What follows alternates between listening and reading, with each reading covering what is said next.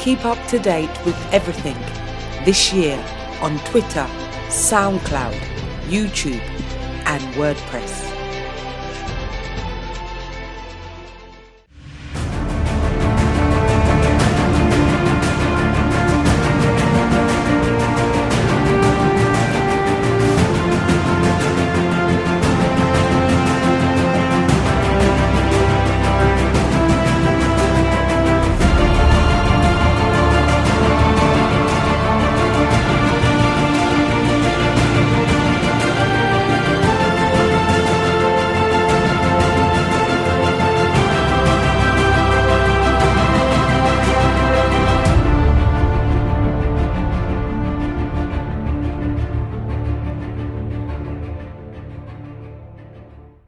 So Nico Rosberg has just won the 2016 Russian Grand Prix.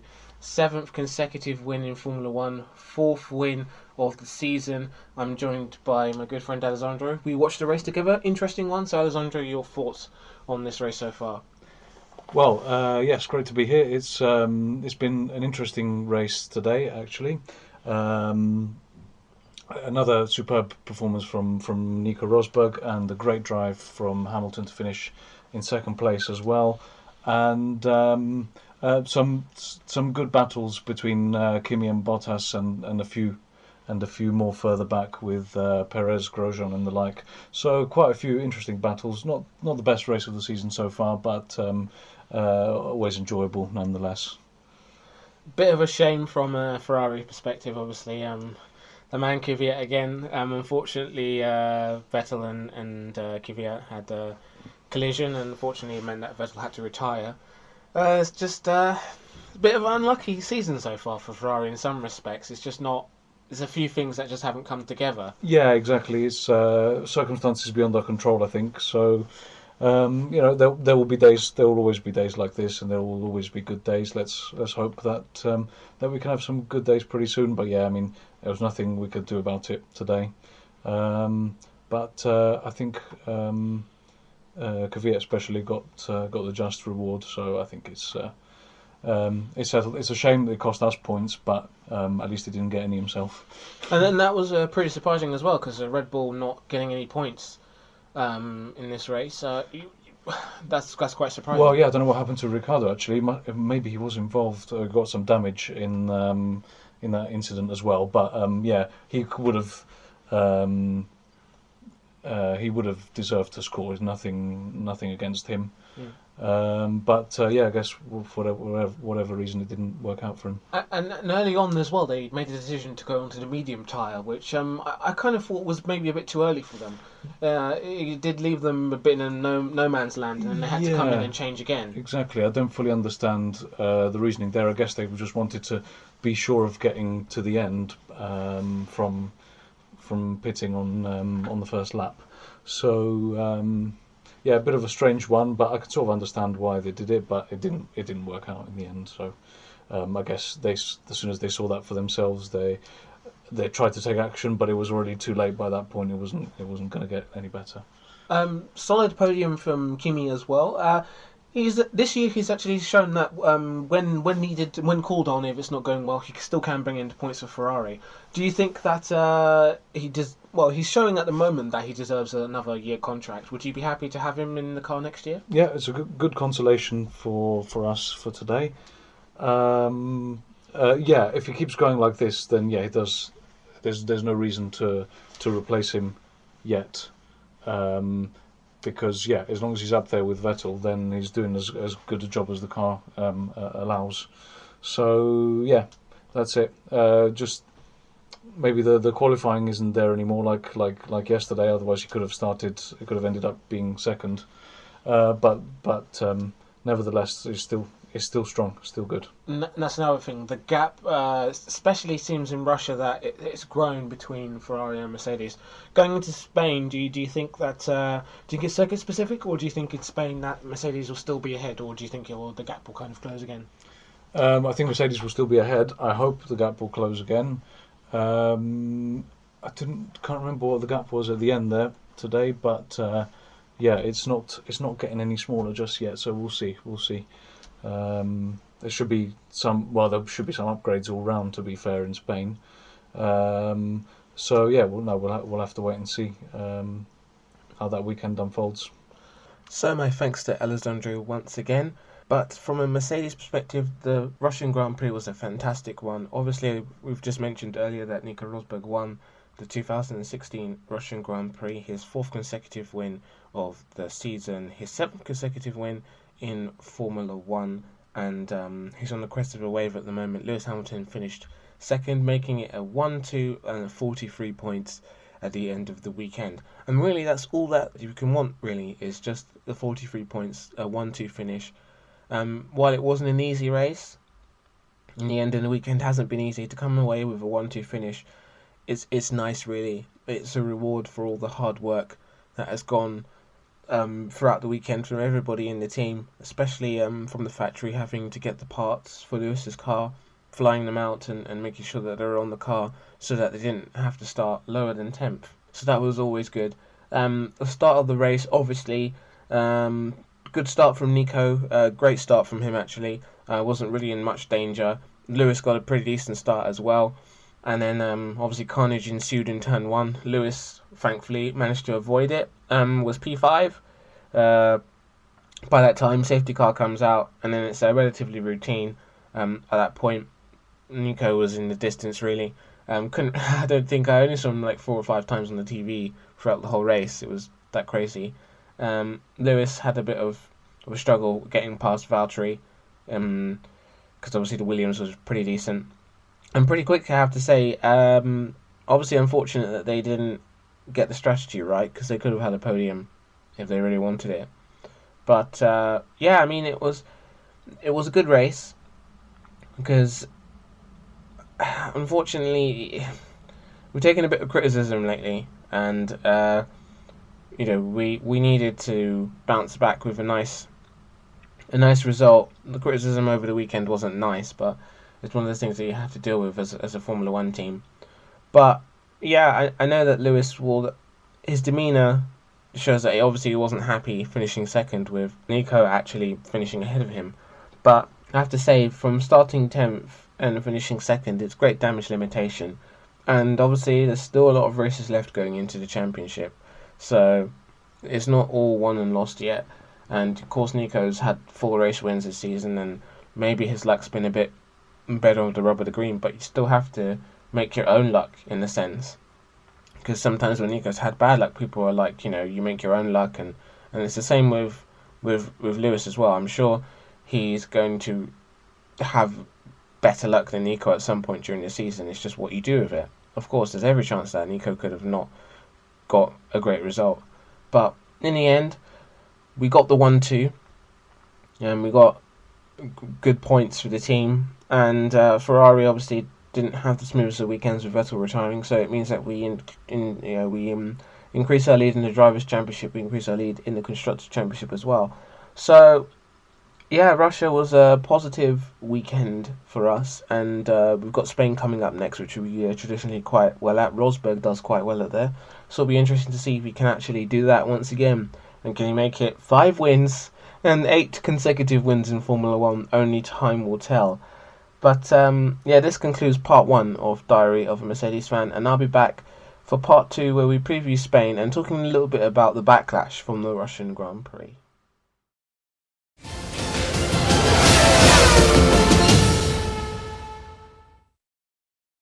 Hello and welcome back to part 2 of Diary of a Mercedes Fan. And yes, I just wanted to talk about something quickly. I did allude to it just before the break, about the backlash from the Russian Grand Prix.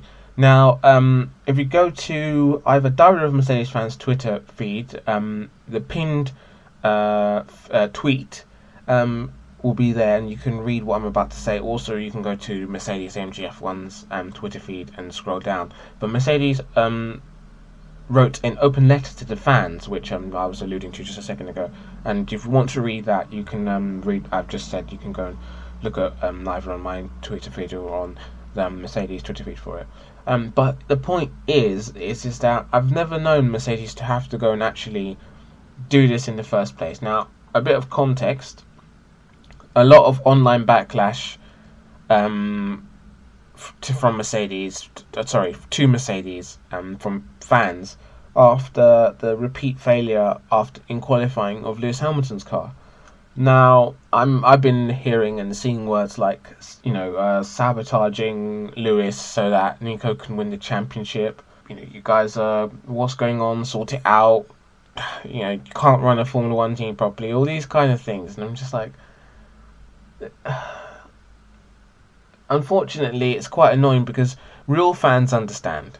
Like, if you're a real fan, and I'm not discrediting anybody who tries to support Formula One, I understand that, but there are some people which just don't understand it to a point where you can make a logical decision in terms of, if you're going to support a team, you support a team win or lose. Yeah, there's going to be moments where it's tough, and don't get me wrong, Mercedes fans, and no one feels it more than the team. No, you might have your little rant or whatever it is, and might be hurt for 1 or 2 seconds. But remember, these are people that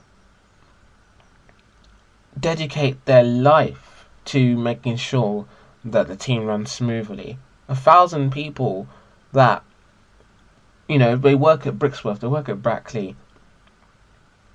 The dedication that the team has, even to the point where they flew in parts from the factory overnight to make sure that Lewis could start 10th and didn't have to take a penalty. Does that look like a team which is wanting to sabotage their driver? Of course, things happen and reliability issues happen. It happens in Formula One. No team, no matter how great they are, they're not bulletproof. Every team is infallible. Every team is going to have reliability issues at some point. Unfortunately, yes, Lewis has had reliability issues this year, and it's not really helped him. But back in the day, reliability's happened. I remember Michael Schumacher retired in 2012 from like 6 or 7 races due to reliability issues. I didn't see anyone bombarding the team saying it was a conspiracy then. Or in 2013, when Nico Rosberg had more of the reliability issues and Lewis Hamilton didn't have as many reliability issues. Didn't see anyone bombarding the team then. I understand that for people it's tough if you support one driver, and the majority of people who have messaged Mercedes are self-proclaimed Lewis Hamilton fans. Now, yes, if that's the case, yeah, I know Lewis is feeling it, but the best thing you can do is channel positive energy and support Lewis and support the team. But the fact that Mercedes have to release open letters to the fans explaining everything and having to explain that they've got 1,000 people working for them who live and breathe the team daily, I just think is unnecessary. It really is, and it's a shame really that that's the case. It's a shame that has to happen. It shouldn't really be that way, and that's unfortunate. But you're going to have fans and you're going to have these things and they're going to happen, but it's just a shame that in this day and age people can't see that in Formula One things are going to happen, mistakes are going to happen, reliability issues are going to happen, and it's something that's part and parcel of Formula One. And Mercedes want to win the Constructors' Championship, so I don't see why they would want in the first place to sabotage one of their cars. I don't know why in sport anyone who works in a team would want to sabotage one of their own team members. I just think it's unheard of. But the fact Mercedes had to write that in the first place, I'm just shocked, and they shouldn't have had to.